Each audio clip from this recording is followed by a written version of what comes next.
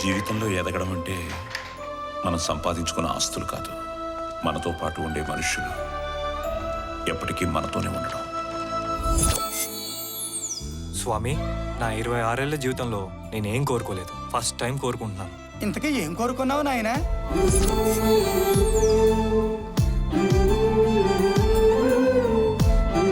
ఏం రమ్మన్నావంట? ముందు నిలబడు. రిలేషన్షిప్స్ ఏమైనా ఉంటే అవి బయట. బయటకు వస్తావా? ఇప్పుడు చెప్తాను. యువరాణి యువరాణి నువ్వు, నా కలల యువరాణి నువ్వు, నీలాంటి అరుదైన నిన్ను చూసుకుందా వరమల్లె కలిసాను. ఏ మాటగానే బావా, అమ్మాయి కత్తెలా ఉన్నా. పువ్వు కూడా తీసుకొచ్చాను. ఐ లవ్ యూ శిల్ప. ఈ బ్యాచిలర్ బాడీని ఐసీయూ నుంచి జనరల్ బాడీకి షిఫ్ట్ అయ్యే ఏదన్నా ఐడియా ఉంటే చెప్పు సంతోష్. డైరెక్ట్గా డిశ్చార్జ్ అయిపోయే ఐడియా ఉంది, చెప్తాను. ఇప్పటి వరకు మీరు ఎక్కడెక్కడో వెతికారు, కానీ మీ చుట్టూ ఉన్న వాళ్ళని చూడడం మర్చిపోయారు సార్. నా శాటిలైట్ కి సిగ్నల్ అందుతుంది సంతోష్. ఆ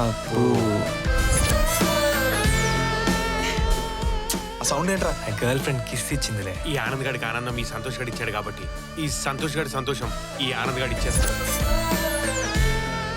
ఒంటరిగా ఇలా ఎన్నాలని ఉండగలడు? నీ వయసు ఎంత?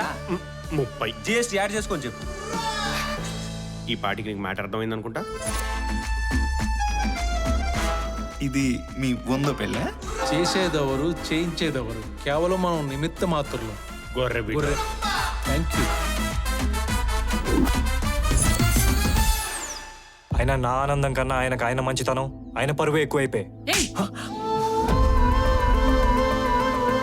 ఫర్ ద ఫస్ట్ టైం మన రిలేషన్షిప్ లో నాకు ఇన్సెక్యూరిటీ వస్తుంది. అది కూడా నీ వల్ల. వాళ్ళకి పొలాలున్నాయి అమ్ముకోవడానికి, కానీ నా దగ్గరే ఉంది ఈ తల తాకట్టు పెట్టడం తప్ప. అయితే ఆ తలే తాకట్టు పెట్టండి.